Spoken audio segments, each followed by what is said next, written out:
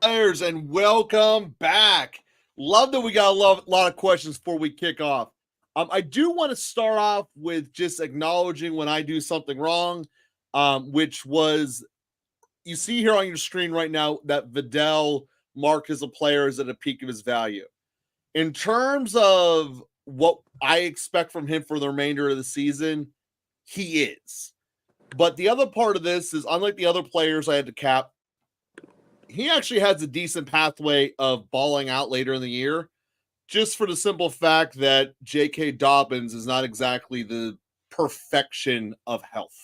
So if Dobbins does go down, Vidal is certainly a great person to have. So I want to put that up there. I don't like when I mess up, but I have things out there. But it is what it is. I want to start with that up front.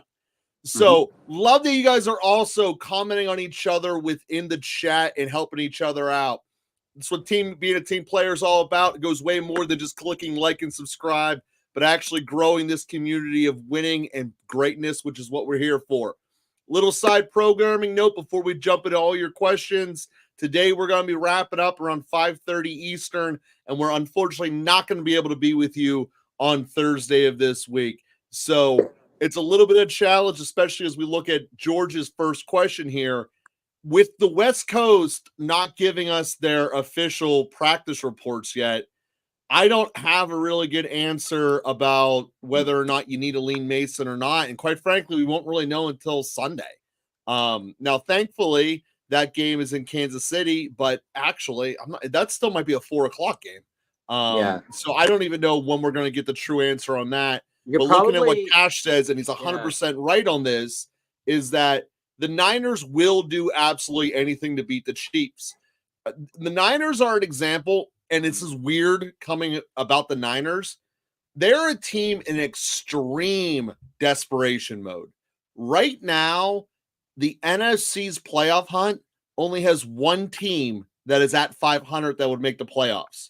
It's them, but that's even put more desperation into it. You look at the AFC, everyone still has a chance mathematically, except for basically Cleveland, because they quit themselves. So when we look at this, the Niners are going to be the more desperate team. Cash is 100% right. They are going to do whatever it takes to beat the Chiefs. And if it wasn't the name of the Niners coming in, this could easily be written out as a potential letdown look ahead sandwich. But it's the Niners. No one doesn't see the Niners coming. And I agree with you, with both Cash and George. Niners are going to do absolutely everything they can to make this happen. Yeah, and to that end, I feel like it's problematic this week, George, for you, because Bigsby plays that 9:30 London game, and we really won't know. But I think if you monitor the injury reports, and that goes for every player, because I was just reading today that McDermott's not sure if he's going to play Cooper or not this week. And so that is always something to consider coming off an injury or after getting traded. But watch the injury report. Take a look. I think your telling sign on if he's going to play or not will probably be on Friday. If he has a limited or a full participation on Friday, he's obviously going to play. How effective he will be, I'm not 1,000% sure.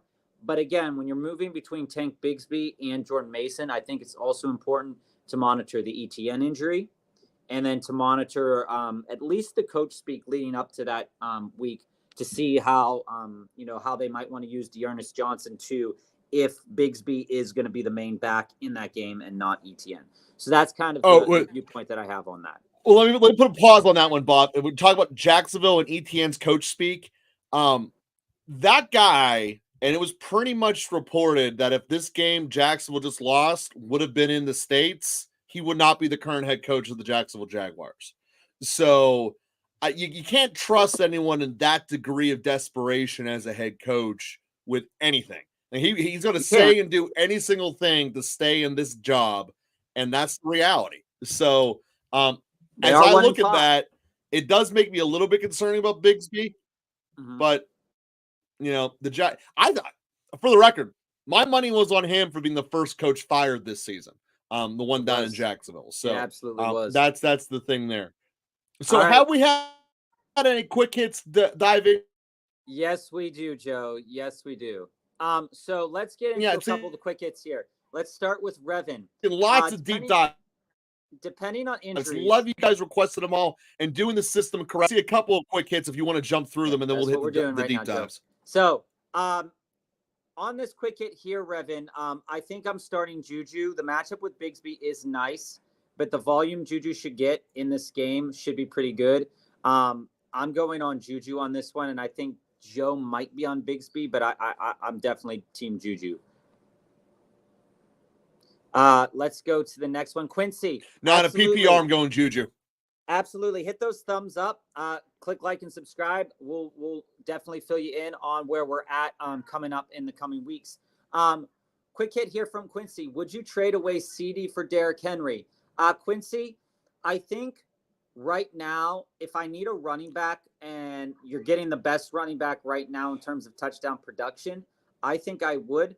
But I'm also okay keeping CD because there is an upwards potential that he hasn't yet reached in this offense yet this year. And his numbers, the numbers don't lie. He's doing well enough that if he gets a couple touchdowns coming his way, you're going to get that wide receiver overall number one performance that you're looking for. Yeah, so Quincy, my answer is in a standard league, I want Henry. In a PPR, I'd consider it. But Henry is the safest running back in football right now. Aman, another offer. I see your DD, so we'll handle this as a DD. We'll also handle this as part of the DD as well. Turgay, drop Mooney for Juju. Can I drop Javonte? I would drop Javonte Williams before I drop Mooney, and I would drop Javonte Williams for Juju. Just as a quick hit there, I think that that's a reasonable assumption to make. And Jay, before we jump into the deep dives up at the top, do I trade HN and DK for Brees and Debo? This is definitely a trade that I would want to do.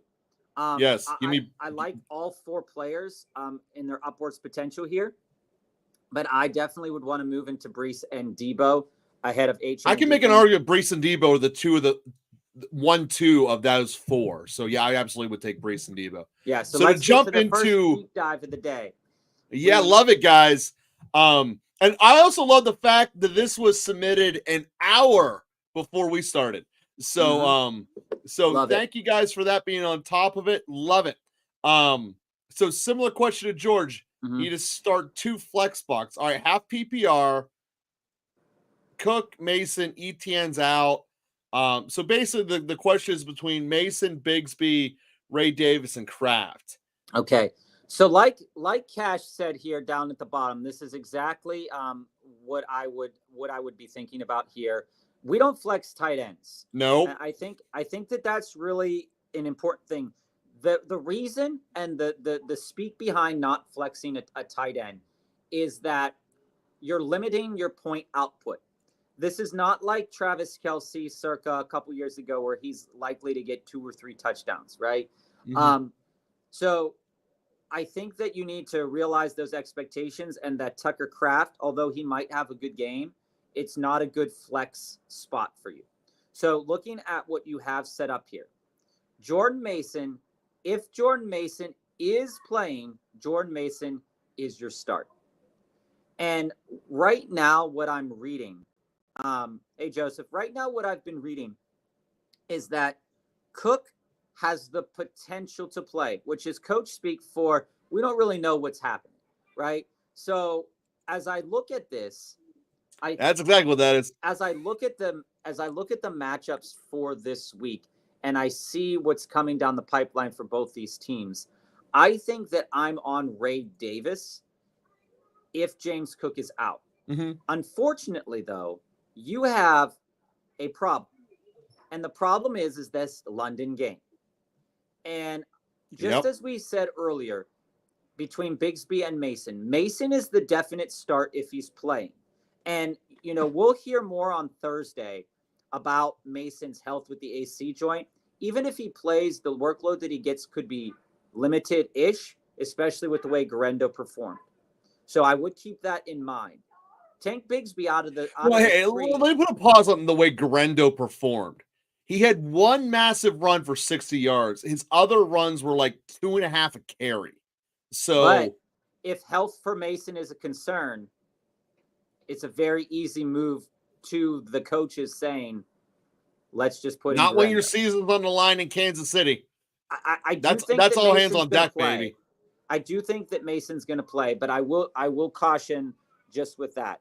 See, I caution the Durendo love.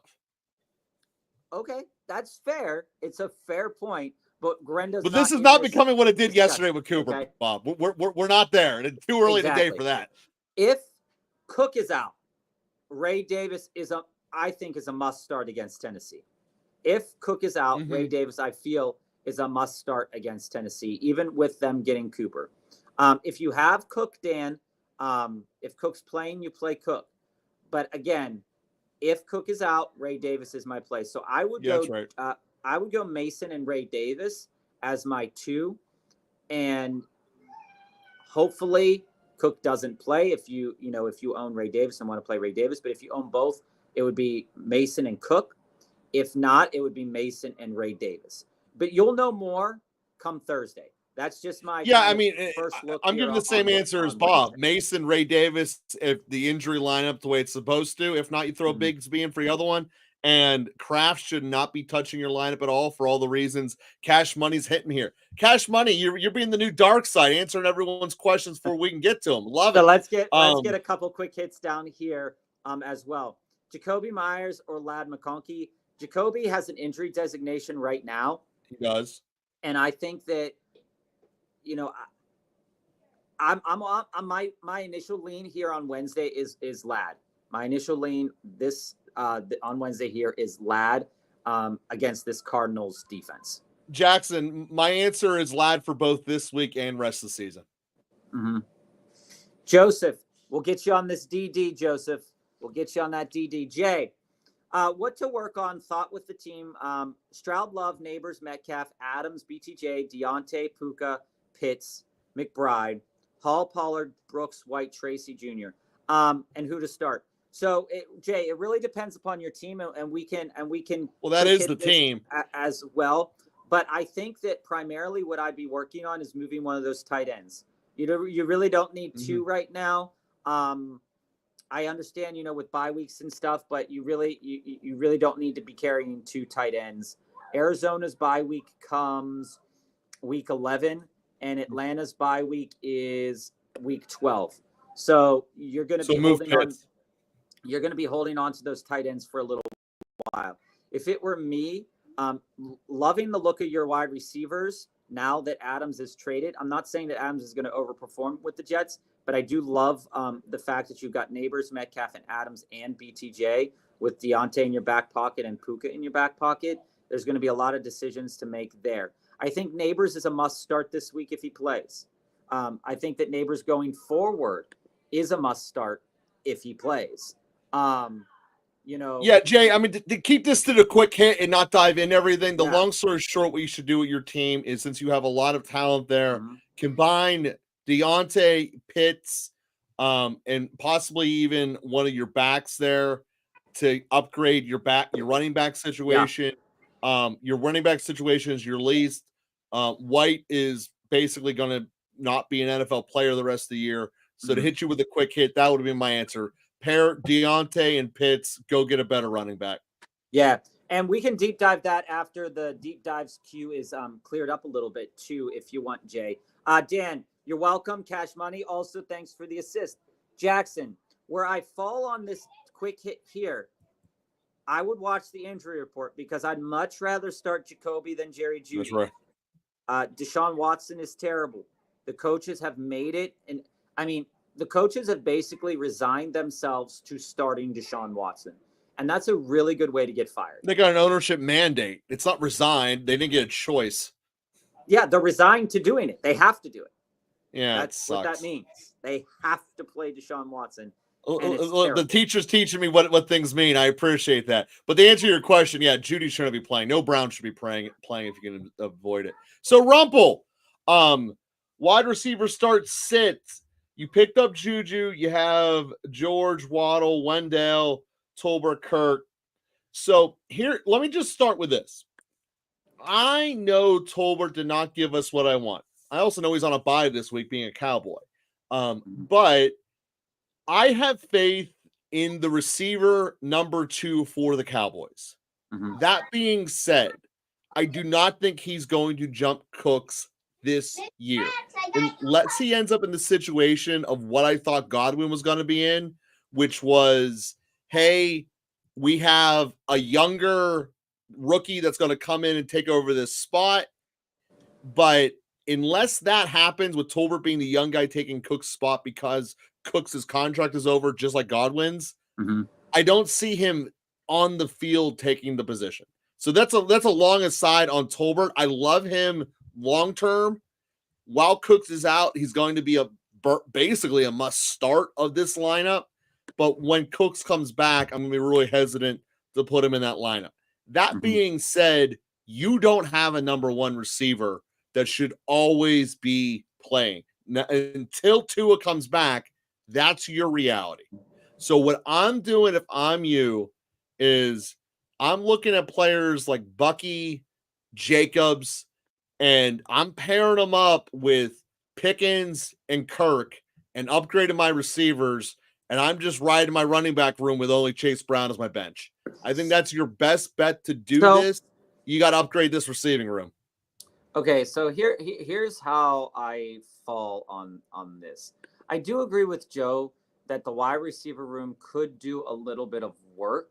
But I will also say that in terms of rankings here, Wan'Dale Robinson is the 23rd ranked wide receiver in PPR leagues. Oh yeah, I'm not moving him. So no. But I'm sharing that it's not as looking at the potential for this team.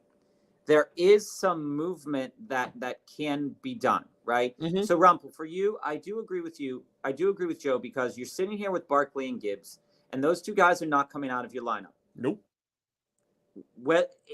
Injuries have been a part of this league all year, but in so far as it's true, these two guys have already had their buys and their matchups over the course of the year. Yes, there's going to be some difficult matchups, but these two guys, especially because they're running backs, you're most likely not benching them ever. Mm-hmm. So that makes it so that you probably, like Joe said, you probably only need to carry one of those running backs on the backside. Jacobs, Bucky, or Chase. So for me, how I would view this is it's very possible that 2 of the 3 of those guys are movable depending upon how you view them, Rumpel. So with that said, like Joe shared with you, you take one of them and you choose one of those wide receivers that you feel has a decent amount of value right now. Maybe even if they don't have a lot of value right now, maybe it's Waddle, right? Tua will come back at some point in the season. Maybe it's week 8, maybe it's week 10, maybe it's week 11. That's why I want him to keep. That's why I want him to keep Waddle and one down.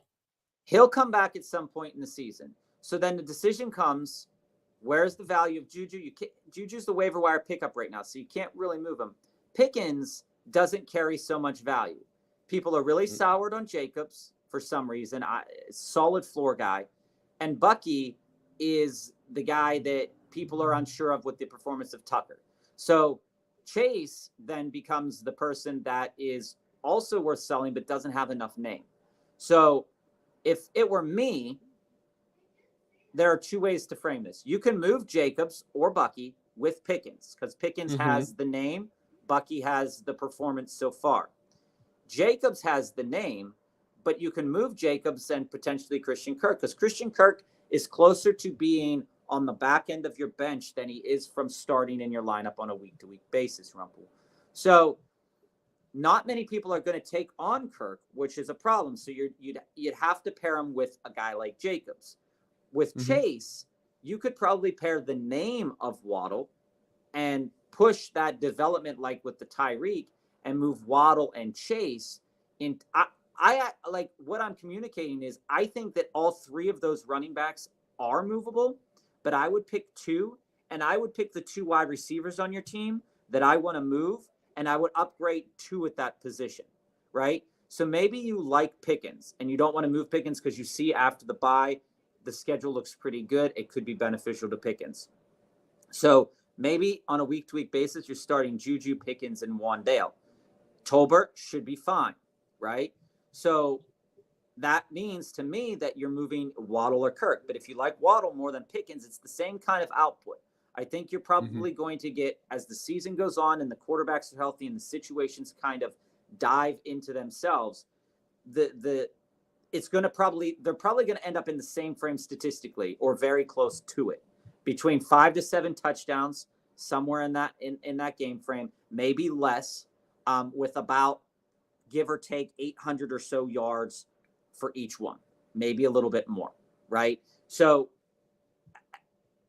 each one will do something different for you. Probably Pickens will have the bigger blow up game, if he has a blow up game, than I think Waddle. But that's the discussion to have. And I think Joe's right. You got to move those running backs. And basically, I'm carrying one of those running backs on the back end of the season. You pick which one you like the best and move the other two with 2 of those wide receivers, and you can do 2 different trades.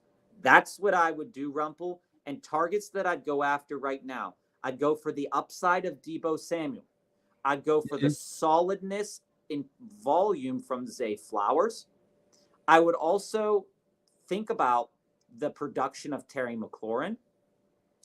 And I would think of the solid production that Stephon Diggs gives you. I think that any one of those 3 wide receivers could be had with a maybe even a lateral running back to wide receiver trade.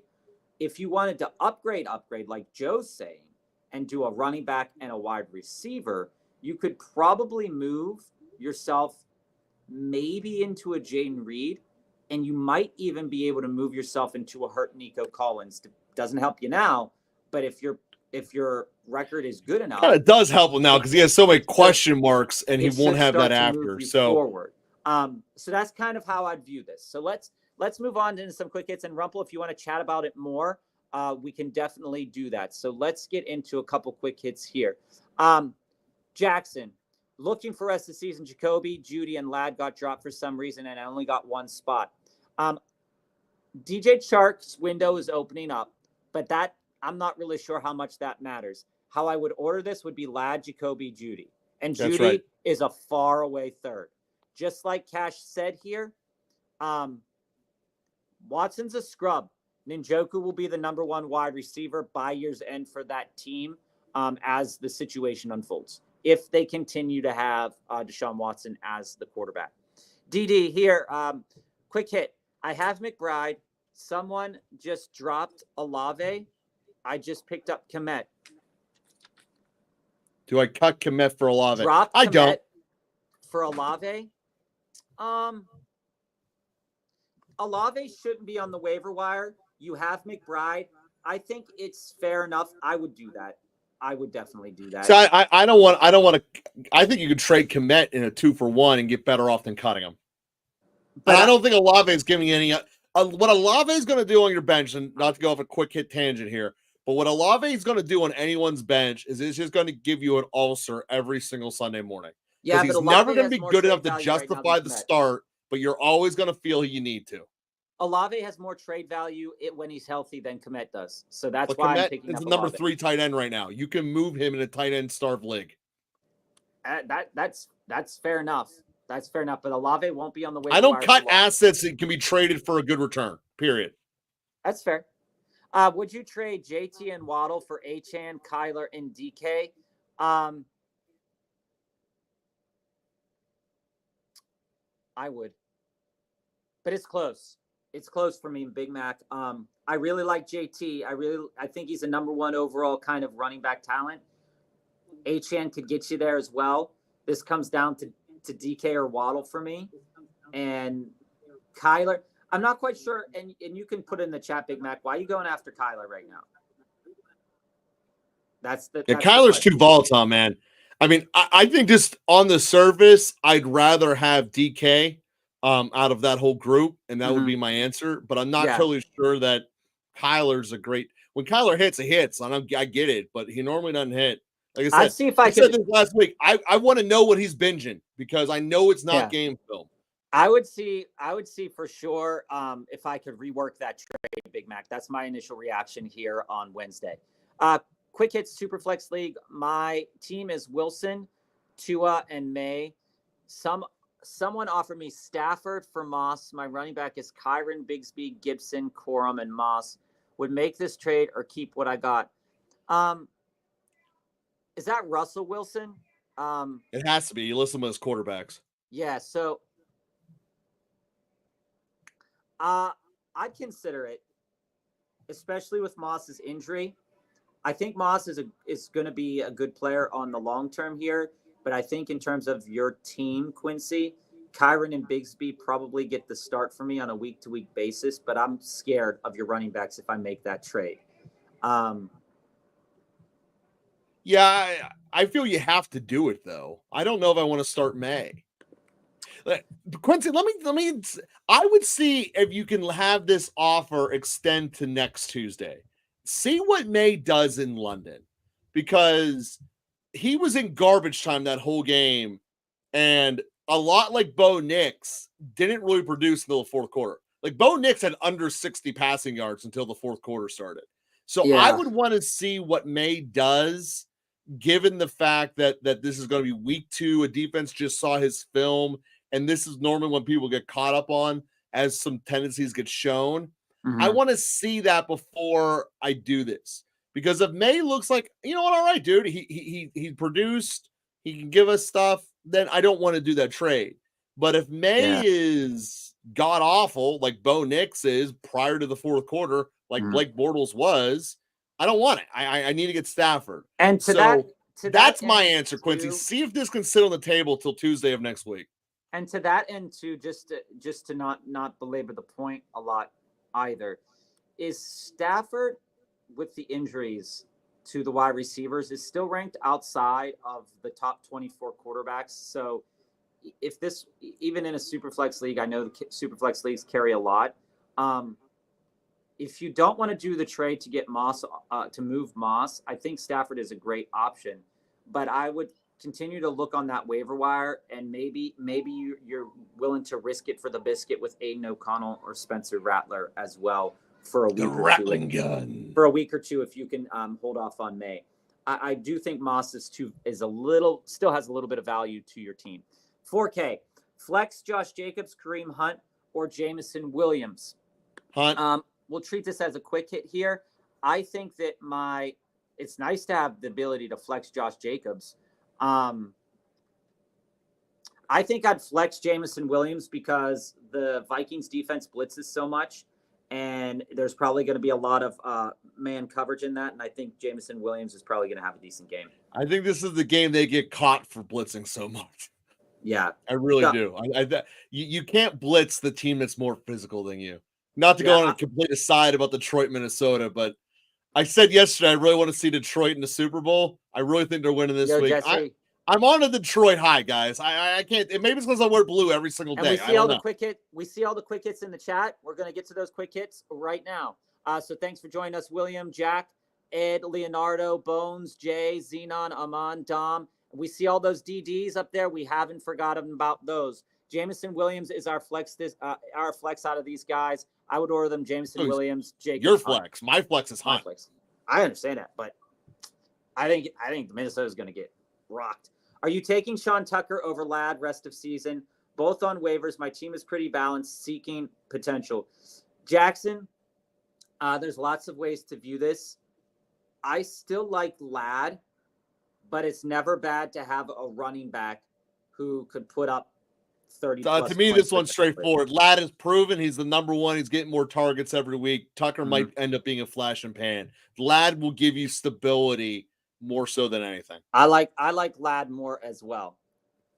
William, do you think Tyrone Tracy takes over the full-time role at running back? I do. Yes. And I think it's coming sooner rather than later. I think it's already happened. We just can't officially declare it because Singletary was hurt. Jack, I got offered a trade. Wide receiver production has been killing me. They send me Nico Collins, and I give up Bigsby and Ayuk. It's 0.75 PPR. My other running backs are Dobbins, Cook, Etienne, and Hubbard. Okay. Wide receivers are Hill, Downs, Moore, Pickens, J-Mo. I would do that. I wouldn't. I would change it to be D Moore or Downs instead of Ayuk. Okay. Yeah, and that's fair, Jack. We could deep dive it if you want and add you to the queue. Our queue is up pretty high right now in terms of the deep dives, but I would say I'm okay with it. But I do agree with Joe to see if I can move DJ Moore into it. I understand Ayuk is inconsistent, but also DJ Moore has a high, high. There's a lot of people to catch balls on that team. Similarly, Ayuk just gives you a better long-term answer than DJ Moore. It's a long story short, yeah, even but though I'm people don't see definitely it that wanting way. Nico. I'm definitely wanting Nico, Jack. Hell I would yeah. do that, even if it means I have to give up Bigsby. Ed, James Cook, Brian Robinson, and J.K. Dobbins. Which dude should I let go for Kenneth Walker, bro? Love the matchups for them this week, but I think I'm getting a steal for KW3, also adding a tight end with the running back. If I'm moving on from any of these running backs to move into Kenneth Walker, I think with the toe issue, don't get me wrong, I love James Cook, but I think I'm moving on from James Cook. Yeah, that's the answer. That's the answer. That's a hard one though, dude. Ed, that's a good question. Dive that a little bit That's later. a good life problem right there. That's a good problem to have. Do I trade Bijan, Deontay Johnson, and Ertz for Aaron Jones and Kelsey? No, I wouldn't. The Bijan side is so much more stacked. I wouldn't. Aaron Jones might be coming back this week. I'd want to see how that injury is because he has had a history of hip injuries. I would want to see how that injury goes. I do love Kelsey. I try to rework that trade to not include Bijan. That's what I would do. What's up, guys? Hey, Bones. I have Jane Daniels looking to move Kyler. Need wide receiver, running back depth. Who would I all target? Kyler and Pickens for Tyreek. Bones. I don't know if that trade gets done. I tried though. Go back into yesterday's episode if you have time. We talked in depth about how difficult it is to trade a quarterback for a positional player. What you're doing specifically, is really we talked about Kyler too. What you're doing is really smart to try it. I would try that in a heartbeat. I would try it. I doubt it gets accepted, but it's something that's worth trying. And I think your head's in the right space that these are two players that you should move off of right now into Tyreek. Because again, Tyreek did have a good showing last week. It wasn't a great showing, but it was pretty good. Should I trade Devontae Adams for Montgomery? I posted my team earlier. Jay, let me come back up here. I would. Yeah, you have a ton of receivers. Yeah, I would do that. Yeah, this definitely solidifies your running back room a little bit more. It lets you just straight up drop White. I would do that. And that's coming from a person, I do think Adams is going to have decent production, but Montgomery is trolling people right now. Yes, guys. He is. It's great.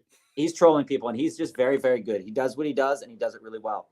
We'll get to those quick hits, or we'll get to the next DD after a couple more quick hits here. You're welcome, Bones. Xenon, who is better rest of season, Chase or AJ Brown? I still love Jamar. To me, this Chase. isn't close. This is Chase. Yeah, the back end of the season is going to be rough for him, but he's an elite level talent and should be superior. AJ Brown is definitely going to be great, though. There's no question about that. Yeah, they're both probably top 10. Amon, we'll get to this one with your DD. Someone dropped Darnold, so I snagged him in case I can go after Richardson. We'll get to that with your DD. Dom, do I take Achane and Pickens for London and Bucky? My running backs are Najee, Chase Brown, B-Rob, and Bucky. I think your head's in the right space. Pickens, I think London right now, Joe's down on London, and that's fine. We won't get into that right now. I am. But Achane does have a really special kind of value for some people. Right now, he doesn't feel startable, and he's really not. But when Tua comes back, there is a chance, with Mostert back as well, that we start this is the first week Mostert is healthy, and Mostert has always driven Achane success.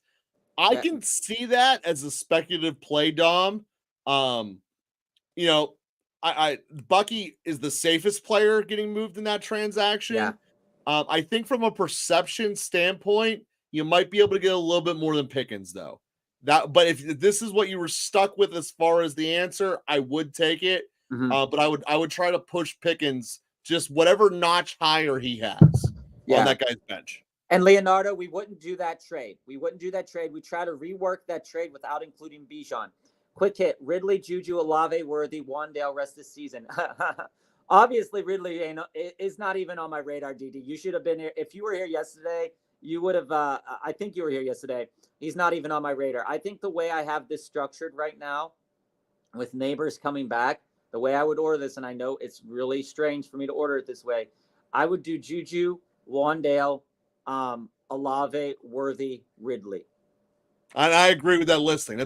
That's the what it should be, and that's the way that it is. All right, we got to dive in some deep dives, though, Bob. We got a lot of them here. We got to honor the quick hits, though, Joe. Got to honor the quick hits, and then we'll get to those deep dives.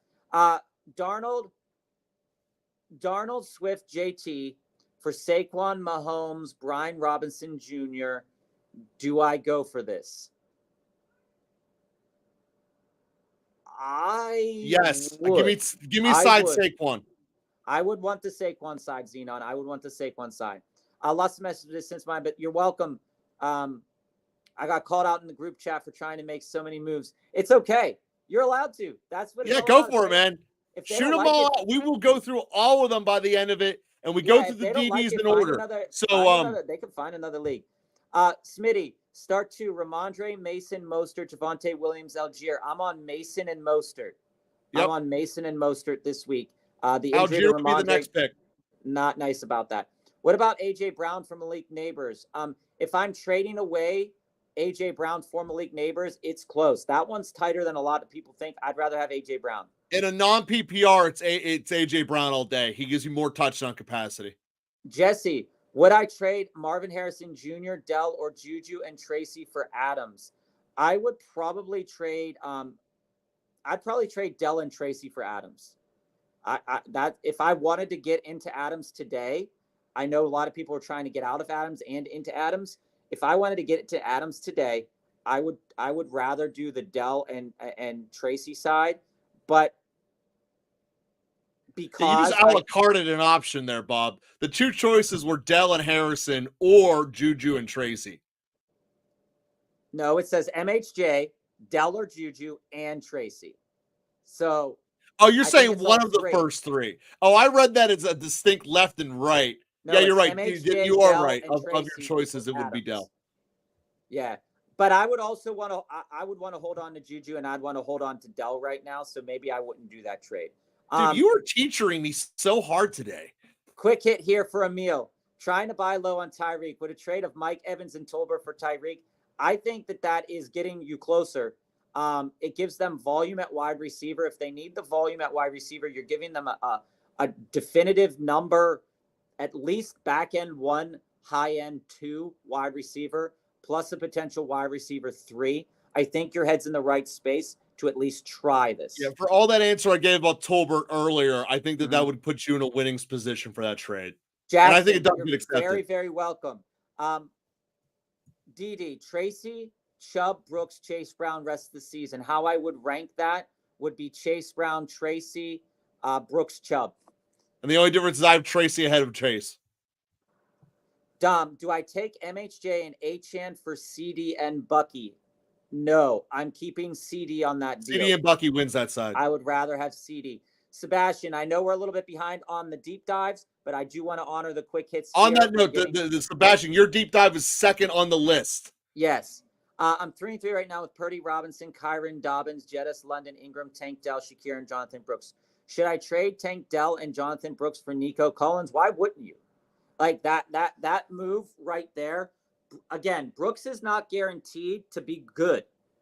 Again, that Jonathan Brooks is a speculative hold from the entirety of the season. If in 2 more weeks that I can pair Jettis with Nico Collins and London, I'm probably winning a lot of games. Mm-hmm. Lose out on the production of Tank Dell right now because you're not getting any production from Jonathan Brooks, and I think I'd rather do that. I dropped Brooks for Pacheco. Was this a good move? I don't know, but I don't think Pacheco plays. Yeah.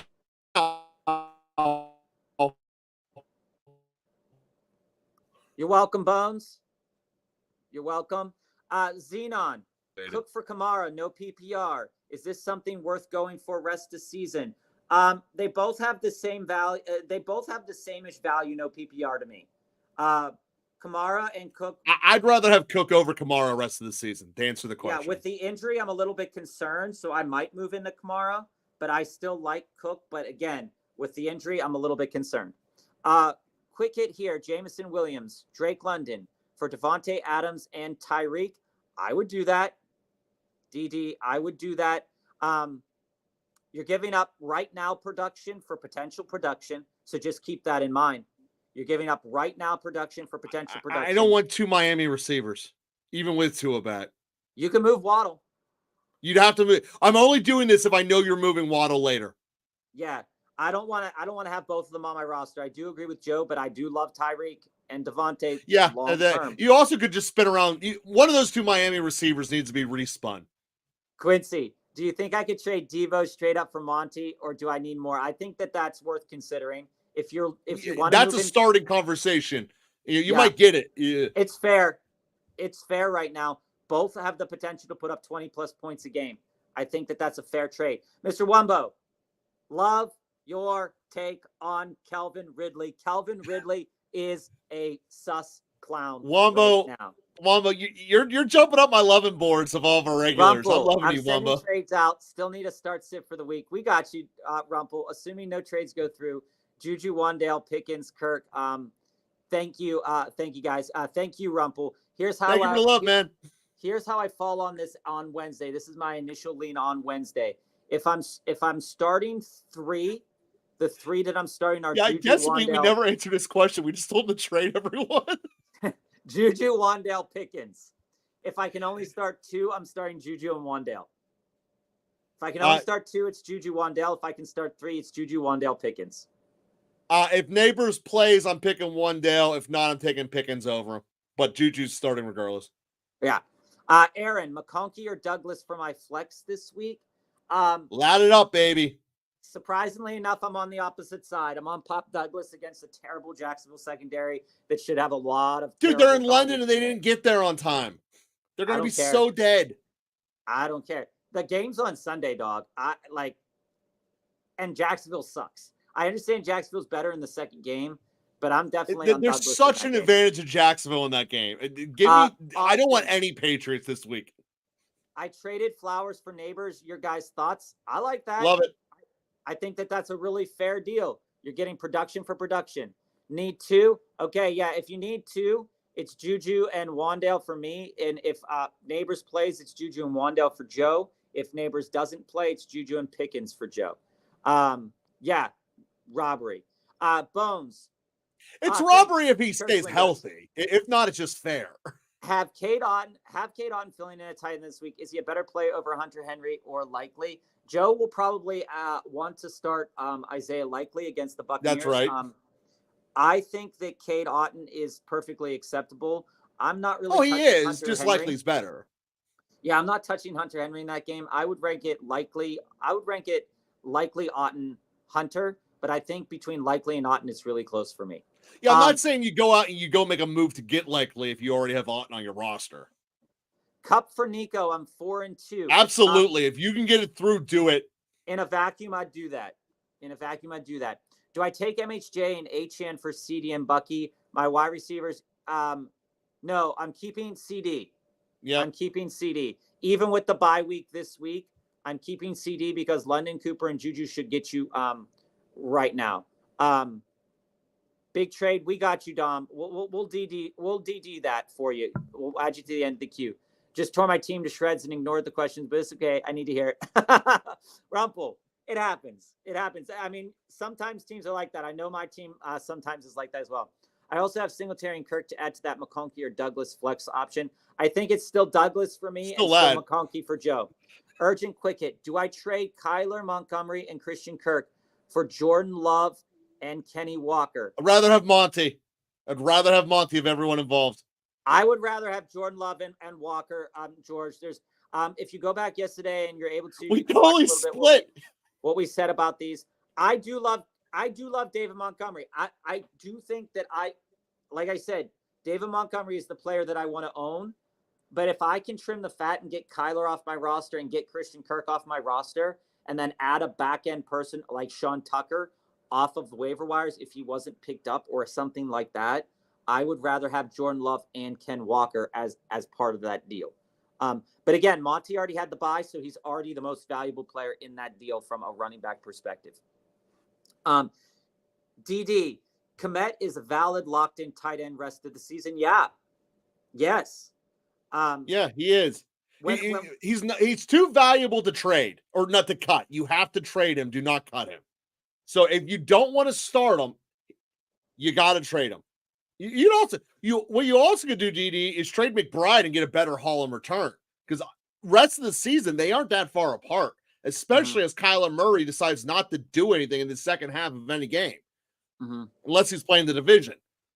Yeah. Sorry, Kyler Murray's firing me up. For all you guys who saw this yesterday, I am on the Kyler Murray can go disappear thing. So to get on the DDQ, Layone knows where you're at. Sebastian, you'll be second. Then Cash, Amelie, Ama, Joseph, and we got all the ones that'll be more recent than that. So let's hit them back. Praylin, you're up on our current DD. My question specifically is, do you feel any of the candidates should be sold high or any I should package for a trade? How do you feel about Chubb, or is he a wild card? Start with Chubb. I don't think he's worth investing in at all. I mean, Cleveland's broken. He's coming back from an injury, probably too soon to try to collect some of those incentives. I look at this as saying, I don't want any part of Cleveland. They are clearly telling you they don't want to play football anymore. And look into Deshaun Watson's eyes if you don't believe me. So Chubb to answer your question, Chubb is a wild card, but I don't think he's going to be as valuable as you think he's going to be, or that anybody who stashed him on the IR is going to think he's going to be. Here's why. It was a very significant injury last year. And this is coming from a guy who also, I have 4 IR spots in our 8-team auction league. Okay. 4. I do still have Chubb on there because there's some owners in my league who, and Joe can verify this, who could probably use a running back at some point in time this year. And they won't trade for Connor. They won't trade for other pieces, but there's some name value. But again, we here at Local Football Flavor are off of Cleveland. Can't say it hard enough. If you ask us most questions about Cleveland outside of maybe David Njoku as a tight end starter, we're probably going to say don't start anybody from Cleveland. There are multiple reasons to back that up, but until they put Jameis Winston in at quarterback, nobody really from Cleveland from a positional value standpoint should be started. Okay, and here's the thing: you're not going to be upset if you bench anybody from Cleveland either, because you're never going to have FOMO. Is so low. So is Chubb a wild card? Yeah. Is Chubb worth keeping? Yeah, he's on your IR right now. So when he comes back, if you have to drop a guy to keep him, I would more so try to trade him, right? So the question is here, do I feel that any of the candidates should be sold high? I thought last week was a good time to probably trade away James Conner. You're not probably going to be able to do that right now unless it's part of a package deal that includes Chris Godwin or DK Metcalf. Godwin right now is flying high. He's on the precipice. Of your list, Godwin would be the one I'd want to trade the most. He has the highest value out of any player you currently own. He also is, I believe, still ranked the number 1 overall wide receiver in terms of fantasy points. Okay. Well, he put up the second most points in the league last week. So yeah. Looking at the numbers right now, right? He's sitting there at 124 fantasy points. And just taking and Praylin, you see it coming around. I keep telling everyone, buy CD. A Godwin for CD straight up could go across, and I would go for it. That would be the specific target I would go for. First off, looking at your roster, you can survive this week without Godwin and CD being on his bye. That would be the move I would do if I were you, Praylin, because I think that it's going to put you in the best situation so much. Since you're 5-1, you can take the risk of having this week not work out. So I would end up choosing, for everything that you said here, of trying to do Godwin for CD and just see where the chips end up in that conversation. Yeah, and that is a point, and I would even go after a guy like Amon-Ra St. Brown. I just want to point this out, okay?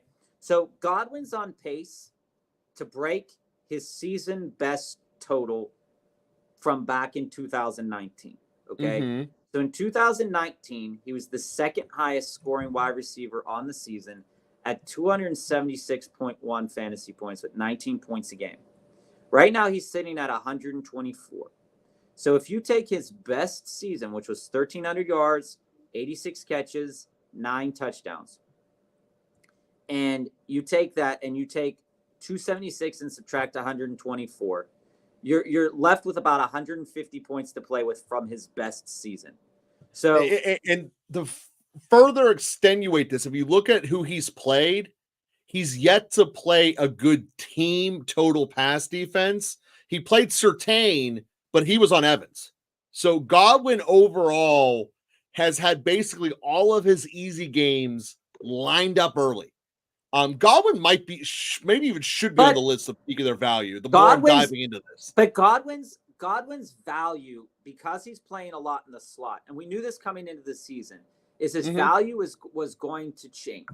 So looking at him right now, he's already sitting at 5 touchdowns. If you think Godwin can get to 12, 13 touchdowns and get to 1,300 yards and be the wide receiver 1 overall in the season, looking at his schedule, then you could keep him. But I think realistically, he's got 2 cupcakes at the end in terms of pass defense, but he's basically played all of them already. But I think you got Godwin's best games already.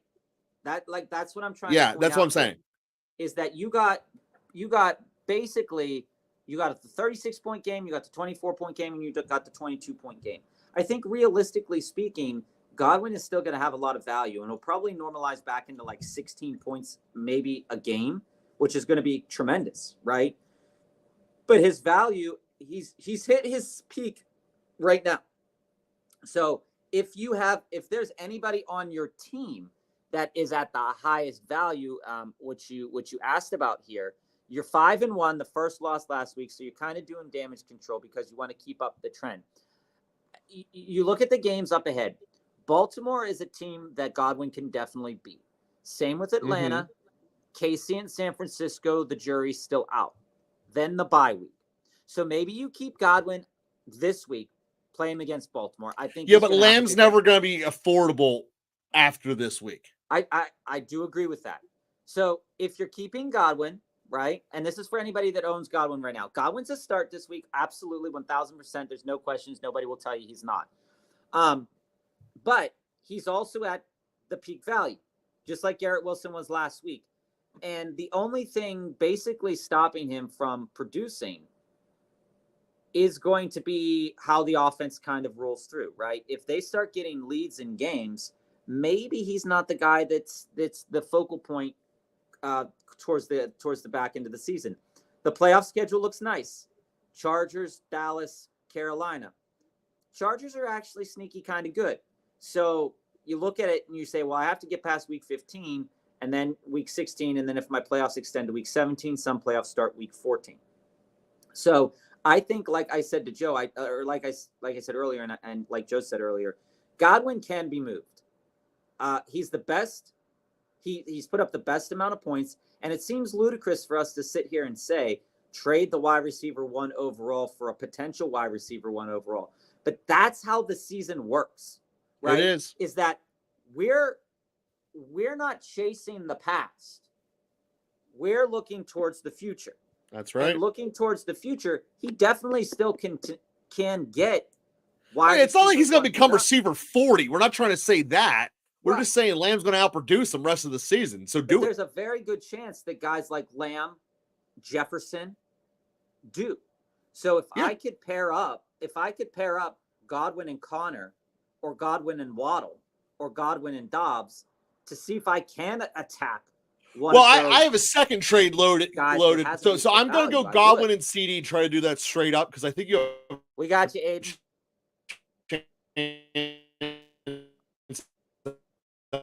Got it.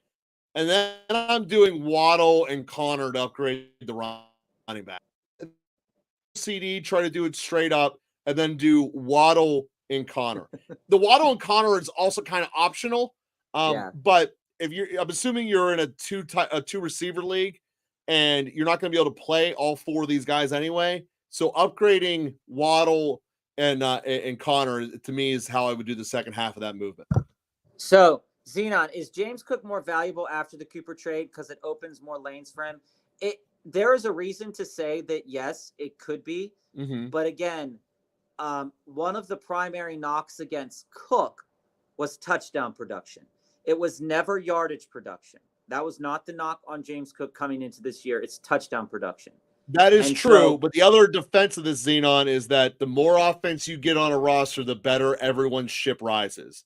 And that's my fundamental answer is yes, it is good for Cook that Cooper is there. And the only thing that takes away from Cook is the injury. I wouldn't be selling Cook if he wasn't dealing with that toe thing, which could linger. Because toes last forever.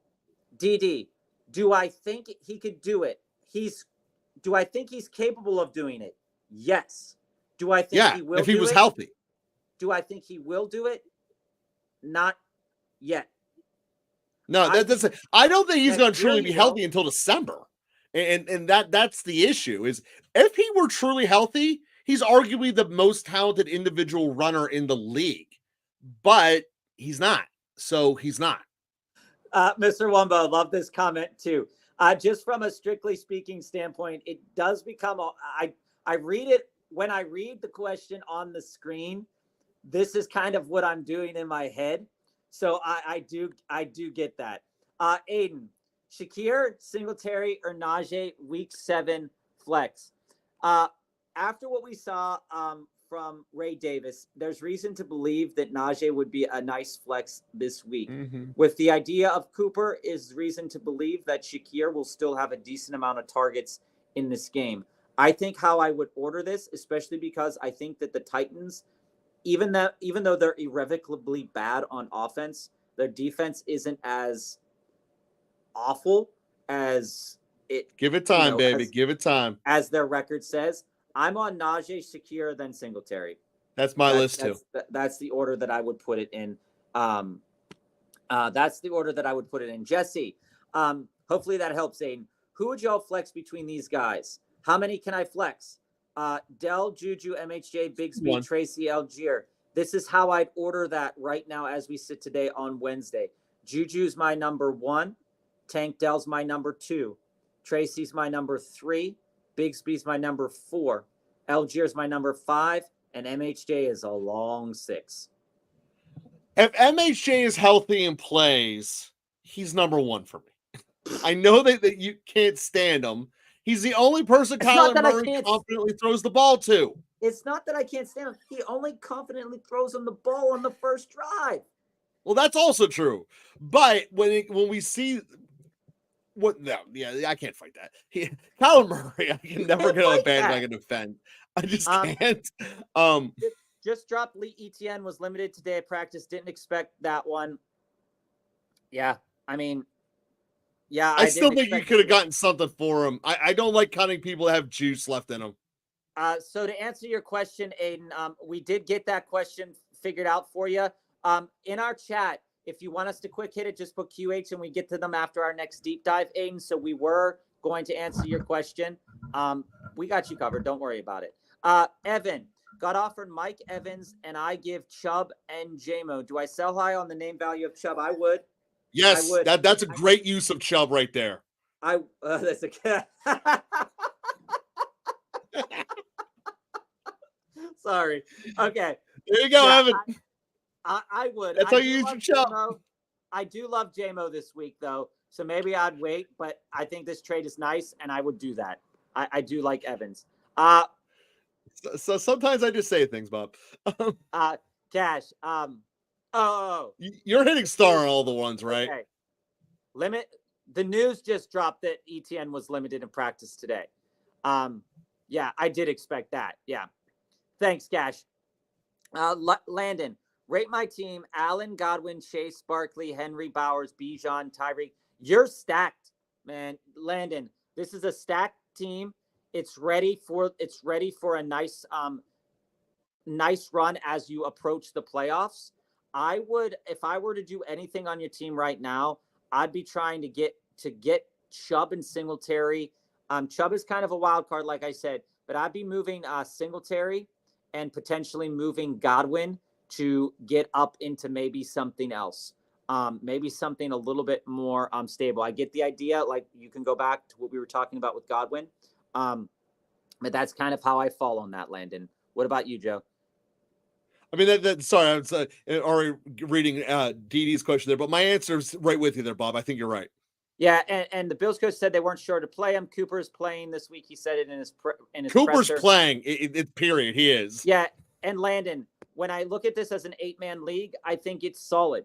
Like I said, Barkley and Henry are never leaving your starting lineup. That's right. Bijan's never leaving your flex.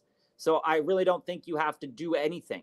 But if you did want to do something, it has to be a super upgrade. And you're not going to be able to get that cross in an 8-man league. And you're not going to get a super upgrade that much in an 8-man league. I love it. I would rank it as probably an 8.5 out of 10. Sent Bijan and Zay for Kamara and JMO today. I wouldn't have done that, Gozy. I would have kept Bijan and Zay. Yep.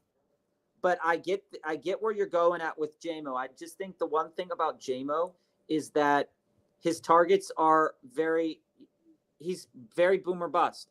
And Cozy, I'm just down on Kamara the rest of the season. Yeah. I think you got players back that will still produce for you. Don't get me wrong, but I think that Bijan and Zay will produce more. Why would they bring back Chubb back not fully healthy? Their season is cooked. I think Chubb is mostly healthy. Will just rust. He's going to shake. So off. Here's the answer for this, DD. Cleveland Browns are not making football-based decisions. They are making political money-based decisions.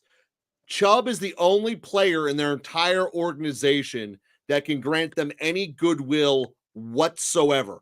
They need him out there instantly to sell tickets and to get any form of recognition that they're not a complete and utter disaster. This is pathetic, and get out of Cleveland. And DD, what you need to know about me and Joe, we are Steelers fans, but Nick Chubb going into last season was one of our highest ranked running backs. Sure was. Okay, we believe in Nick Chubb. This is not that doesn't have anything to do with Steelers fans. That's just understanding business of the NFL. This is not a Nick Chubb hate zone. We love Nick Chubb, but we just hate Cleveland. It was a devastating injury, and they're rolling him out on a team that's hapless. Like, you have Jerome Ford sitting there, and you decided to put in Donta Foreman. Why? Like, why? Like, and I know it's recency bias, but that Chubb injury was more brutal than Hutchinson's injury was this weekend. Yeah. If you go back and watch it, if you want to fight it. Daniel, Marvin Harrison for Ramondre. I wouldn't do that. I wouldn't do that at all. No, you don't want Ramondre. You don't know anything about Ramondre. I think if I'm looking at your team, Daniel, if JT's healthy, JT's your starter unequivocally. If not, it's Bucky and Bigsby. Or if you'd like to throw Javonte in there. Marvin Harrison shouldn't move off your team. If I'm moving any wide receiver from your team, it's DJ Moore, and I wouldn't be moving into Ramondre Stevenson. Javonte is the one you should get rid of. And Daniel, if you want to deep dive on that, we can add you to the queue. Full PPR, start one. Juju, Pittman, Slayton. I'm Juju. Juju this week. Judy's the number 2 pick is, if Neighbors doesn't play, it's Slayton. But Juju's the first pick off that board. Exactly. And in terms of quarterbacks here, this is tougher than it looks to a degree. I don't know about that one. My initial lean, and this is my initial lean based upon matchups, is I'm going in this order. I'm going in the order you listed it. I see. I'm not. Purdy, Stafford, Herbert. I'm going Purdy, Herbert, Stafford. Either way, we're picking Purdy first. Yeah, and I think Herbert and Stafford are close just based off the matchup. I do like Herbert. Stafford's playing the Raiders, so that's also the order in which we project total points per. Nino, welcome. I have HN. If he doesn't play, do I start Jalen Wright or Tracy in full PPR? If Singletary's not out there, and even if Singletary is, I think I'm still on Team Tracy. but it's pointing in the direction that Achane is playing. He didn't have the red shirt on in practice today, so it's pointing in the direction like Achane is playing. And with Mostert back, I think I would start Achane instead of Tracy. And also, team players out there, 2 reminders. Make sure you start your comments with either the DD or QH so we know if it's a quick hit or a deep dive. And also, if you haven't yet, click that like button and subscribe. It helps us out a ton. Let's get into the rest of these quick hits before we get to the deep dives. Just traded Mike Evans and Takedale for A.J. Brown. Love that. That's exactly the kind of deal that puts you into the stratosphere of making the playoffs. That's right. That's super stacked. You're trading production for future production and current production. Wan'Dale Najee for Swift. I love Wan'Dale. Wan'Dale's going to be a continuous producer. If he's not in your starting lineup as a back-end flex right now, I think you could do this, but I would keep Wan'Dale and Najee for the stretch run. I would too. Quick one here, fellas. Hey, Andre, how's it going? Do I start PPR, Downs or Juju? I'm still on Juju. I'm still on Juju in that game. DD, from the perspective here about the Browns, it's not a money move with the payroll. No, it's a money move with getting people to show up to their stadium. It's with the fans, right? And we've seen this with other teams, not in the NFL, but specifically in the NBA and in baseball, is that there are teams that when they don't care about their payroll and teams and players don't and fans don't show up, they don't care. They just move the team. Oakland did it. And with the Pirates, we live in Pittsburgh, right? We've been dealing with this our whole lives. Is they will start players that will bring the fans in and then trade them away and then not care. So like this goes on. This is about this is more of a PR move than it is a football move. That's the fundamental fact with them bringing Chubb back. Yeah. If I were to trade Chubb and JMO for Mike Evans, do you think the second trade makes sense? I give up DK and Pollard for Achane and BTJ. I'd rather keep DK and Pollard. Yeah, I wouldn't do the second part, but I would do the first. Yeah, I would trade Chubb and JMO for Mike Evans.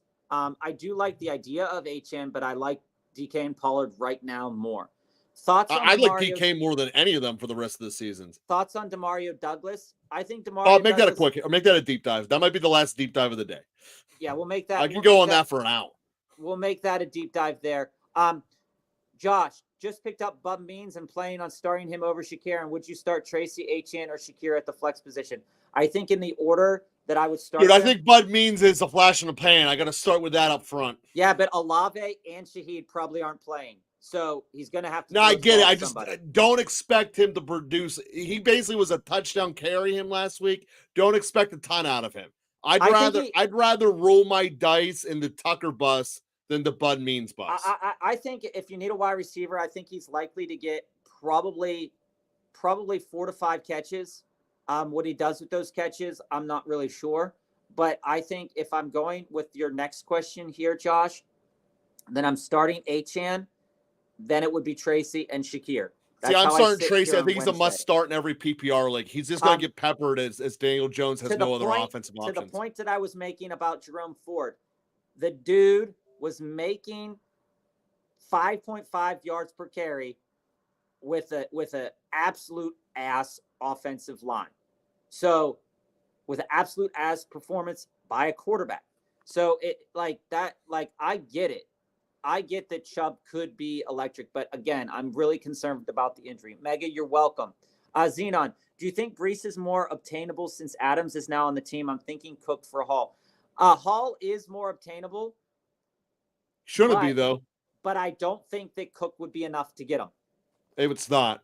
DD, Waddle, Worthy, Amari, or Ladd rest of the season. How I would probably order this would probably be Amari, Ladd, Worthy, and Waddle, but I think all 4 of them are relatively close.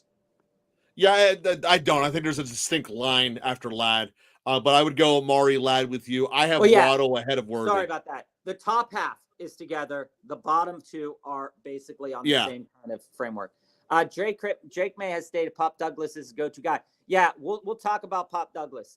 Also got a tough situation. I had Cup on IR and got to drop someone, but now I feel like no one is droppable. Oh, that sucks. It's a DD. But put it up top. All right, we'll put it up top. Let's get down here. Pickens or Juju is droppable. That's tough. I think I'd rather drop Mooney there. At that point, I might even be Pickens. Just hurts dropping him. Yeah, it does hurt. It could be good if Russ plays. That's why I'm keeping him. I'm just saying the Browns aren't thinking about money. If anything, they're thinking next year, and having all Pro Bowl running back 100% benefits that. Yeah, I agree. Chubb on that is sketchy at best. Chubb is not on their team next year. He signed a 1-year deal. He's not going back. Bub Means or Noah Brown? I'm starting Bub. Yeah, I am starting Bub. I'm starting Noah.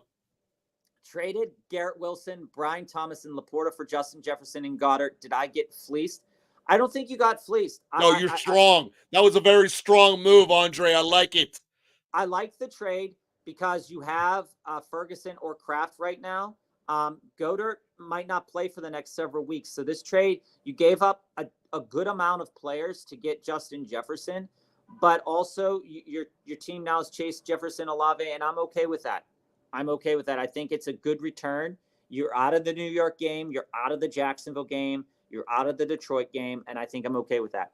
Who should I start? 2 wide receivers, 1 flex. Kupp, Higgins, Deontay, J.K. Dobbins, Chase Brown. I'm on the 2 wide receivers bus here. If Kupp plays, I think I'm on Kupp. If Kupp doesn't play, obviously then it would go to Higgins and Deontay Johnson. Yeah, there's only 3 listed. I think how I would go with it would be Kupp, Higgins, Deontay in that order if Kupp plays. And then in terms of the running back discussion here. Well, it's a flex. It's so for me, it's Dobbins is my flex, no questions asked. Yeah. And then it's Kupps and Higgins, assuming Kupps plays. Well, yeah, that's what I was saying. If Kupp doesn't play, then you obviously have your 2 starting wide receivers already there. No, but you're saying if Kupp plays, are you putting Deontay over Dobbins? I'm putting in J.K. Dobbins. There you go then. Okay. RGQ. How do I get rid of Pittman? And we talked about and trade. We talked about this with Mr. Wumbo, I believe a couple days ago or last week. You got to give up somebody really good with Pittman to really just move out of him. Like it can't be. You can't have another like down performer. You're gonna be having to move like a Puka and a Pittman with name value there. You're gonna have to be moving like a Brian Robinson Jr. and a Pittman to get. He has to be the number 2 on your side of the trade. Mr. Wumbo, love you. You don't get rid of Pittman. That's it. That's the problem. Dominic, we're gonna finish up a couple of these. Finishing up the quick hits here before we get to the deep dive. We do have a couple of deep dives in there. Our goal is to get finished by 5:30, so we're going to have to work a little bit quicker today. We're going to get to everybody today. I'm 4-2 and got offered Waddle for Javonte Williams. I'm assuming I should accept as an upside play for when Tua comes back. I would. That is an upside play. I would do that. Xenon, is love for Josh Allen enough? I don't think so, but maybe the person is down on Josh Allen. We talked for all the reasons on Monday before the game why you could potentially be down on Josh Allen. Love has put together 2 games in a row of upwards of 20-plus points.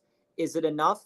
I don't think it's enough, but it's definitely the move to make if somebody wants to move laterally across. It's not far enough away that it's not that far away.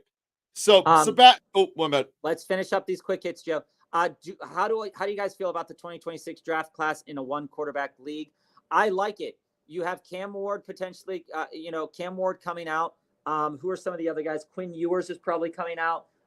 You're going to get somebody good there. The Arizona wide receiver is coming out. You're going to get. The long story short is and Ashton Genty, man. Well, 2026 is 2 years from now.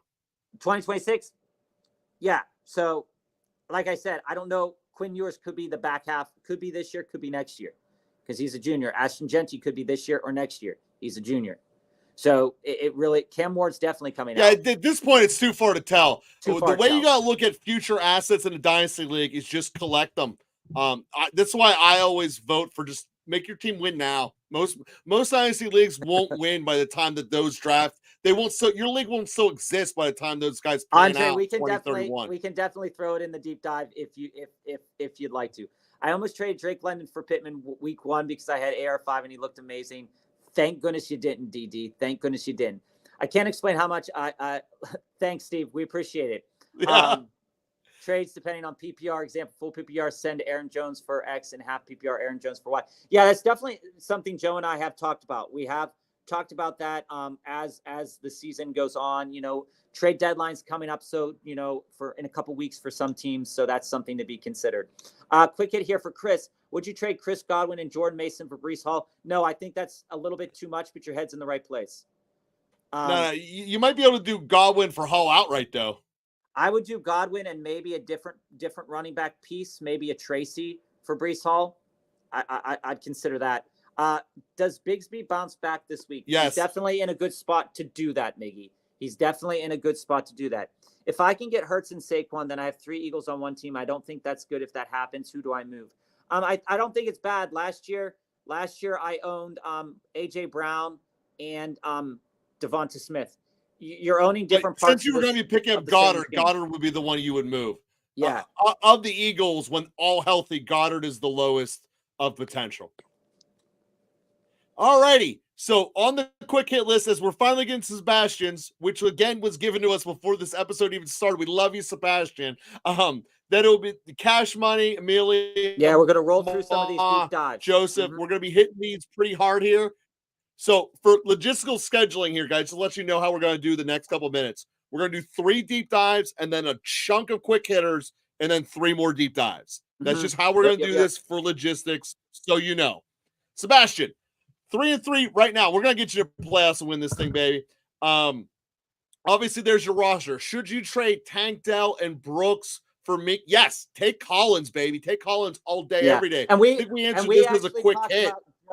We actually talked about Sebastian's. He was the last one that we did before we went to all those quick hits. Yeah, I thought we did it as a quick hit, but the answer is you want Collins. And the answer about that, Cash, as just about that for that deep dive about Nico. Anybody looking to get into Nico right now, and you're moving on from the potential production of Jordan Brooks, I'm okay doing something like that. You're selling potential production for potential production in Nico that is probably going to be higher. So that's something to consider. And Brooks is probably not going to slot in very well to teams unless something crazy happens. He's probably going to start in as a back-end flex and then eventually jump into maybe a running back 2 position, like in the vein of Chuba. We do have to check and make sure he's able to do all the things that he was able to do back at Texas last year. And to do an aside there to compare Brooks and Chubb real quick, this is going to be an absolute insult to the Browns because it's meant to be, is that Carolina's doing the right thing over the Browns. Carolina is progressing Brooks for the long haul and keeping them there. Chubb is a free agent at the end of this year. Chubb is doing this as much for himself as anyone else. He wants to put a couple weeks of good tape out there. So that's the difference is Chubb should be slowed played until really mid-November. Brooks will be slow played until mid-November. So there should be no fear in getting Brooks off your bench and knowing that Chubb is going to really produce until then anyway. Okay, so Cash, you're 5-1. This is the last move you want to make to set you up to get you into the playoffs. You're moving Tyreek, Bigsby, ETN, and you're getting back Flowers, Dobbins, Eckler. I have Puka, Nico, and CMC. Running backs would be Gibbs, Kyron, Dobbins. Wide receivers are Wilson, Mooney, Myers, Worthy. This would be the last move. So basically, if I'm reading this correctly, Cash, what you're ultimately going to be doing is you're going to be taking Tyreek Hill off your roster for Flowers, and only other asset that you're acquiring is Dobbins as an insurance policy. Now, I will give you that Dobbins is a better insurance policy than the Jacksonville backfield if it was a vacuum. But looking at this in totality, I don't think I want to do this trade. For all of those assets you have on your IR, he gets what Hill. I want to move. He gets Hill. Oh, you get him. I would be getting the Tyreek side. I want to do that. I want Tyreek. This is going to be a long thing. Do I want Tyreek? I want Tyreek because when we look at what this roster will be, it's going to be Garrett Wilson. I don't think he should be done. I think you also should trade Garrett Wilson. I've said that constantly. But But when you look at this and you come out with your 3 starters of Tyreek, Puka, and Ninko, that is a stack lineup. You then have CMC and Gibbs. I mean, this has to be an amazing dynasty league and an 8-man league. I mean, that's the only way you can make something this stack. Dude, Cash Money, you've already won this league. Assuming any of those guys get healthy. Yeah. If they don't, you got Wilson as a back end. Yeah, dude. I mean, this is and Cash, this is a championship roster. To that end, I think it's okay to move on from Dobbins, knowing that you had Kyron and Gibbs already having the bye weeks. That is really important to understand that Dobbins and Eckler don't really add anything to your roster on a week-to-week standpoint.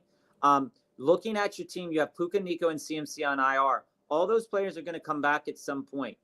So when CMC comes back, you're adding Kyron to the flex, something of that nature, right?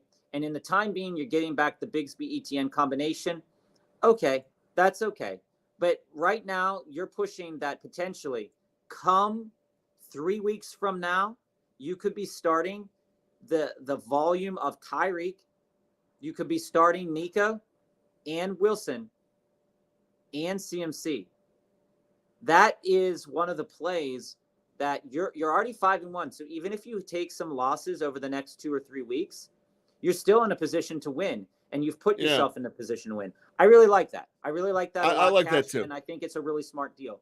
Trying to buy low on Tyreek. Would you trade Mike Evans and Tolbert for Tyreek? I mean, like I mentioned earlier, I don't know if this is enough to get Tyreek, but it really depends on what the Tyreek owner has. If the Tyreek owner is looking for, be with Tyreek underperforming.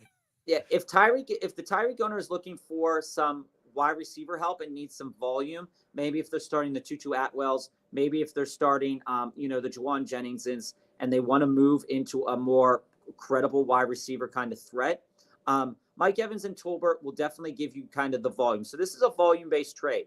This is one of those 2-for-1s that is definitely worth trying. Let me to answer your question here. I'm not opposed to the swing for Tyreek, but I do have a caveat on it.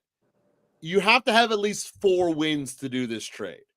And the reason I say that is, although it wouldn't really matter as much this week, you don't know exactly when the concussion ends on Tua.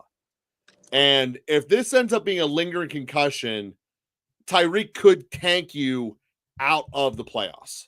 So if you have 4 wins or more, I'm all for this.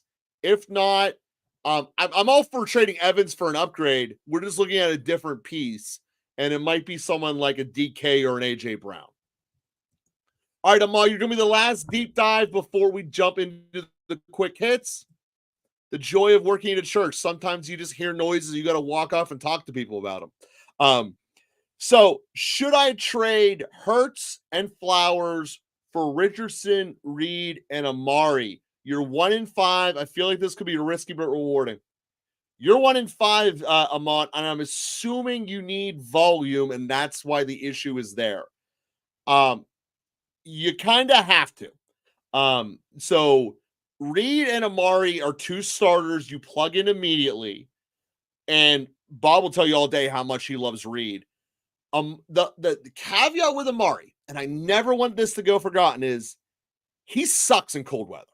He always has. If the starting temperature is under 32 degrees, he does not perform.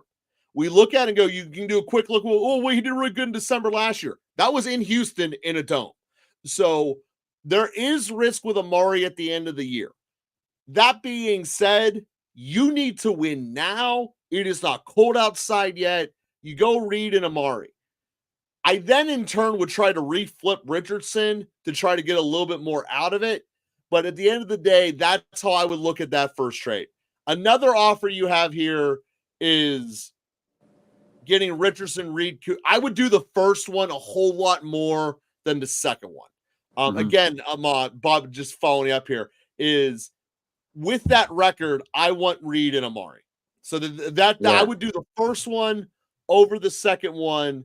And then this all answers the third question of who do we believe in more rest of the season.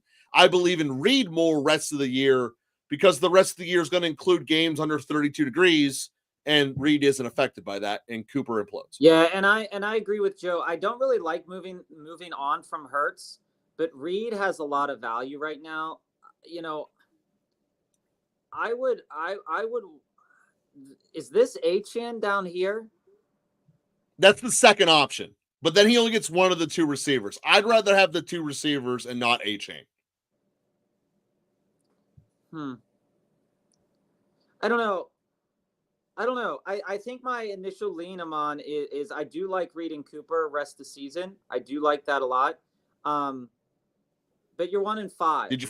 I'm going for potential home runs in that deal, and I think that Reed and Achane would be a great potential home run threat for the rest of the season. And for anybody trading quarterbacks, this is kind of like the deals that we're thinking about with quarterbacks, right? That quarterbacks are a piece and not like the main showcase. But Hurts is kind of the main showcase in this deal. I would ask the guy, honestly, Amon. The reason I don't like the second one, he's losing Hunt. Honestly, Amon, this is what I would do. Do you have to take on Richardson? Can you get back Achane, Reed, and Amari instead of Richardson? Because I'm sure you can flex a quarterback better right now at that point. Yeah, you can. And if he takes Hurts, he might not want to hold Richardson. So I get it. I would ask for both wide receivers and Achane over Richardson. But I see where your viewpoint is. Or take all four of them and just cut Richardson once you get him. All right, let's get to a couple quick hits here as we go through it. Quick hit. Should I look into moving off of Chuba? Brooks coming off of IR and Sanders taking some snaps. You could look to get to move on from Chuba right now, but Chuba's one of those players that will help you win now. He's one of those players that will help you win now, and I think he will help you win at least 2 or 3 weeks into the Jonathan Brooks experience. I don't know how they're going to ramp Brooks into it. Okay. But that being said, the peak of Chuba is coming. You might want to get off that roller coaster before it goes downhill. That's okay. Having Achane, Saquon, and Hurts, those are 3 players that are worth owning. Thinking I can try and pair Chuba and Pittman for a better running back, you can. That's how you get rid of Pittman. Right now, you could probably move Chuba and Pittman, and I'm not going to say you can move into Jacobs, but you can start moving. You can get a discussion together if you wanted to move into a Cook caliber running back, something of that nature. You might not want someone in that 10 to 12 range. That's in there. I think that's fair enough. How do I value Benson? I value Benson a little bit highly right now, just because James Conner's hurt. But again, Amari DiMercato is still there, and I can't understand anything that the coaching staff in Arizona is doing lately. But I do value Benson, and I think Benson is a nice hold candidate while we're in the pattern of Conner getting hurt. It's going to happen. We know it. Yeah. Tyreek, quick hit. Does Tyreek actually perform this week? Tyreek actually did okay last week.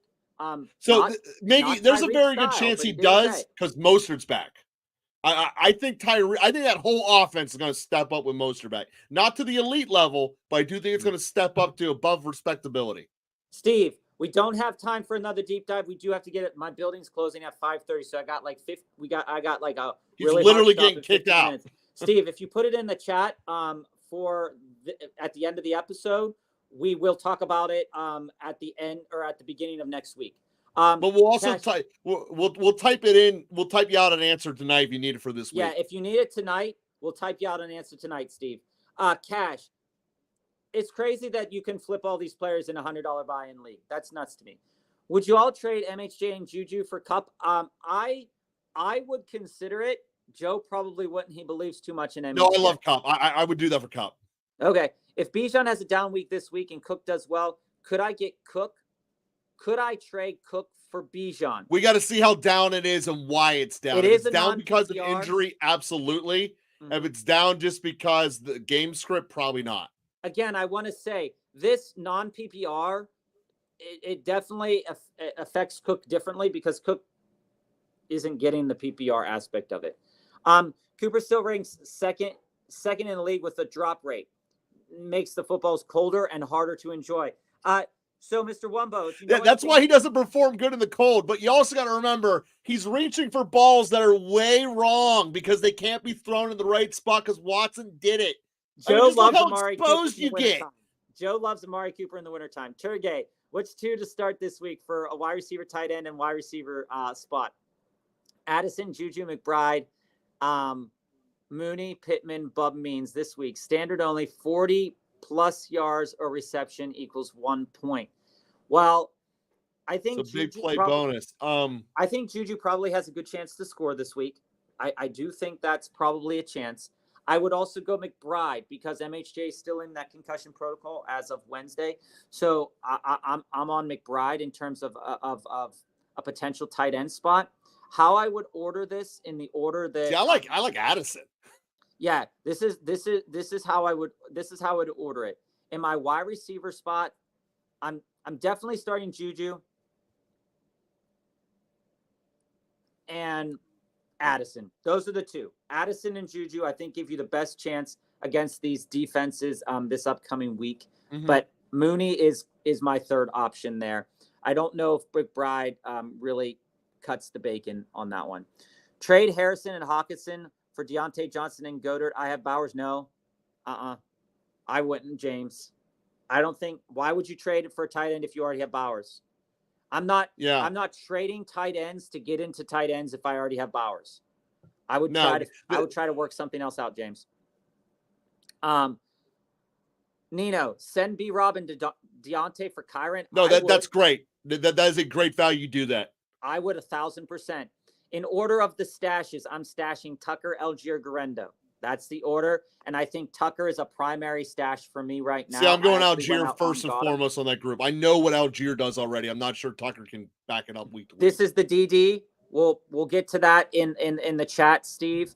Watson is absolute butt juice. It's terrible. We have to talk about him. It is. It's absolutely terrible. If I trade Kittle or Kelsey, I'm thinking of getting Otten. Is this the right move? Getting Otten. If you get Otten, it's not the end of the world. Otten's a completely serviceable tight end. I'm Kittle okay with that. Kelsey, should I be exploring other options this week with David Montgomery versus the Vikings and their run defense, or no, play Monty no matter what? You play Monty no matter what. I think Monty right now is a no matter what start because once they get close to the goal line, there's a good chance that those running backs will just fall in. Yep. It's a good offensive line. End of discussion. I think he's a very valid play. I also think they break the blitz. It's possible. All right, we up to Joseph now on the deep dives? Yes. All right, Joseph, welcome. Okay. All right. 3-3, 12-man PPR got offered CD for Connor and Debo. The roster is as shown. So yeah, and I don't really care that CD has the bye week this week. I want CD.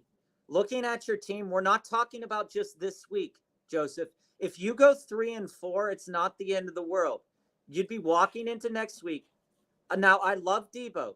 Don't get me wrong. I want to change the trade, though. I want to change instead of it being Debo, I want it to be Higgins. See, I would try to see if you can do that. Do a counter of Connor and Higgins and see if it gets accepted.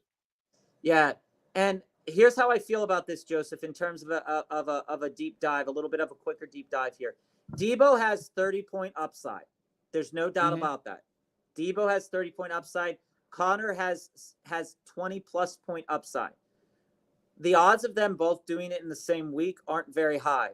Connor, as I said last week, Connor's already at the precipice of playing over the amount of games that he's ever played in his career. Okay?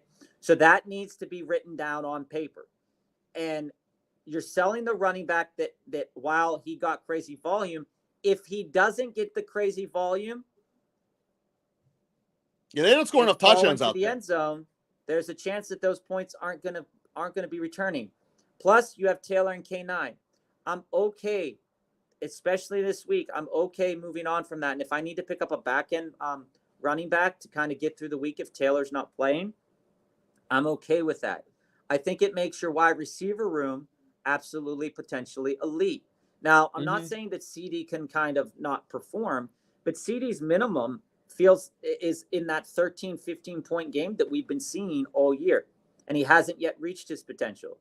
Debo is in that same vein. 18. You're juicing this up. Yeah, with Debo Connor. has more variance. So, Joseph, the whole reason I want you to switch it out for Debo and Higgins is because I don't believe Higgins is going to perform when you need him to in your playoffs. A lot of contractual stuff, a lot of Cincinnati being out of it stuff. Debo's going to be in the thick of it to get in their playoff hunt because the Niners are going to be in the playoff hunt to attack. So that's going to be my answer there. I just want you to flip it. Instead of Debo, do Higgins, and if you got to throw in an extra piece, so be it. You don't need Worthy that bad anyway. So hopefully that helps, Joseph. Also, do I take MHJ and Achane for CD and Bucky? My wide receivers are Cooper, CD, Juju. Dom, I'm not trading off of CD Lamb to get into Achane and MHJ right now. Yeah, okay? I think we answered this one as a quick hit. He must have asked for a deeper knowledge. But here's why. Is that what I'm seeing here is that MHJ's upwards potential is exactly the same, if not worse, than CD's upward potential. Given and CD has a higher floor. Okay. Now you're looking at this from, you're downgrading at wide receiver, which is fine. You know, if that's where you want to go, you're downgrading at wide receiver to upgrade at running back. But I got to ask you this. Right now, sitting here, HN has the chance to put up 25 plus points a game. MHJ right now is dealing with injuries, but his upwards potential, we saw it in week 2, but he hasn't really put another game together with that. So I think getting MHJ and HN for the short term gives you a lot more variance than CD and Bucky, but this trade is an even fair trade. But I don't really. No, it's not. It is in terms of asset values. But in terms of what I think is going to happen, I think HN and CD for me both are the best players in the deal on both sides here. See, I'm not sure about that. And it just I think the two best players in this deal rest of the season could be CD and Bucky. Yeah, that very well could be true. Like, look, Dom, if you're content, this is the absolute trade you want to do, I'd start, because I think you can make an argument the other way of saying instead of CD, put London in. Right. You might not end up with MHJ, but you don't need to. You can get their number 2 and still be better off. I get that Cooper gives that false sense of security, and right now it's great. Cooper will be great until we hit Thanksgiving, but in the playoffs, you're gonna need CD. And that's how I look at this, because let's also not sugarcoat anything. Kyler Murray has a chance of phoning it in really hard. KJ, totally agree. Monty is the play. Najee Pittman for Ramondre. I don't want to move into Ramondre. Nope. Even if I'm getting rid of Pittman, I don't want to move into Ramondre. Monty's an absolute stud. Start 2, London, Smith, and Dell. Smith and Dell. Yeah, I'm on Smith and Dell this week. Better flex play. Cooper Kupp or Garrett Wilson, full PPR. Cup. KJ, we can't deep dive this right now, but I will quick hit this with you. If Kupp plays, Kupp is the play for me. But Dude, they're not kidding about kicking you out of this building, are they? No, they're not kidding. So I will quick hit that. We can offer you a DD in the chat. We're going to do the same for Steve. Chase or CD Lamb? Chase for CD Lamb. Chase. I'd rather have Chase. All right. Xenon. Love Darnold, Kyron, JT Swift, Cook, Jettis Hill. I'm on AJ. We talked a little bit about this with your team. And we talked about it through the questions in the chat. So I am going to say to you, out of all these players that moving on, I think it's smart to move on from Swift. I think it's smart to move on from Cook. And I think it's smart to move on from one of those tight ends. We talked a little bit about all of those in the chat, Xenon. So I just letting you know. Your team's stacked. I'm not worried about making crazy moves, man. I'm loving your team and riding it to wins. Exactly. DD here, Quincy. I traded Mahomes and Slayton for MHJ and Brian Robinson. I love that. My team is you destroyed that trade. Lamar, Stafford, Tua, May, Kyron Kamara, Bucky, Brian Robinson, Ray Davis, Debo, MHJ, Pickens, Myers, Douglas, Dude, are Wendell. you deep dying for a celebration? Because you No, totally what I dominated. have or make some more trades. I think right now, this week, Quincy, I'm sticking pat with what I have. I'm sticking pat with what I have this week, and I'm riding it into this week. And I'm Yeah, because Quincy, okay. you have three guys there at the back end of Douglas, Wandale, and Juju who could become absolute gold mines for you next week. If Douglas does it 2 weeks in a row, gold mine. Same with Juju. So you have massive potential going off on the end there as Bob has to run away before they sick the dogs on him. Mega fantasy value aside, what do you rank Bo Nix 1 to 10 right now? In terms of we're assuming one's the worst. In terms of what I've seen him, Mega, he makes a lot of mistakes and a lot of stupid mistakes towards the beginning of the games. The back end when it becomes garbage time, he starts to look a little bit better on the ground. He does still do a lot of stuff that he did at Oregon, like moving out of the pocket. He has some awareness of when to move the ball on the ground and use his legs to run, and he has a lot of value there. I think in terms of this year, I think he's the best quarterback that the Broncos have had in terms of mobility in a long time. And I think that when it comes to the Broncos moving forward, Mega, that I think they're in a good position to win in the future with Bo Nix if they can get a lot figured out with Bo Nix and a lot figured out with just the rest of the team. I think where I'd put Bo Nix right now as a player in the NFL would be around like a 4. You are way too generous. I think he has a lot of potential to be successful. Not as much. I think he looked better than Bryce Young by a mile. Yeah, okay, that's not hard. So did Will Levis. Right. I think he looks better sometimes than Trevor Lawrence when he makes mistakes. But well, Lawrence is imploding. Jacksonville's. But here's again, the answer that I have for you, Mega, and I'm just telling you the way it is. Bo Nix is an absolute bust. He's going to be a bust. He's going to end up being worse than Will Levis, and he's going to be so horrible. It's probably going to cost Sean Payton from going into the Hall of Fame. You're welcome, Jesse. Tim Tebow rushed for 700 yards. That's something to consider. Thank you, Wando. I appreciate that. RTQ. Mr. We Wumbo, did say this was our last deep dive, and it happened to be crazy. And Steve, we got you on the deep dive in the comments. Unfortunately, we can't get you in the deep dive in the chat. And KJ, we can help you out with that in terms of the deep dive on Kupp versus Wilson. Thoughts on Demario Douglas? Yeah. Joe doesn't believe in the Patriots. Nope. And I think, and I said this going into this season when we were doing best ball leagues, we got some players wrong in best ball. We got some players right. We got most of them right, though. One of the things I wanted to say about Demario Douglas is that when it comes to this offense, there was always going to be one or two guys that once Drake May comes in, were going to be guys. Mm-hmm. I'm not saying they're dudes. I'm not saying it's a dude alert. They're just guys. And Demario Douglas had a great week last week. If you were Steve Garza came in and asked last week, should he start Demario Douglas? And it was really, if you thought Drake May was going to perform, Demario Douglas was definitely a play. There were some other players in there with like Ray McLeod, Alec Pierce, whatever, as well. But when I say that Demario Douglas does have potential, it's not that I don't think that Demario Douglas is going to finish by end of season as a top 24 ranked wide receiver. No. I don't think that at all. But what I do think is that Demario Douglas is going to provide you with a Wandale Robinson type of performance on a week-to-week basis. You're probably going to get a nice, solidish floor because there's probably going to be a decent amount of garbage time coming up. Drake May did, even though it was garbage time, Drake May's decision-making looks like he's going to be an okay quarterback in the NFL, if not a good one. And so I think when we look at Douglas performed last year with all of that shit show that was happening last year.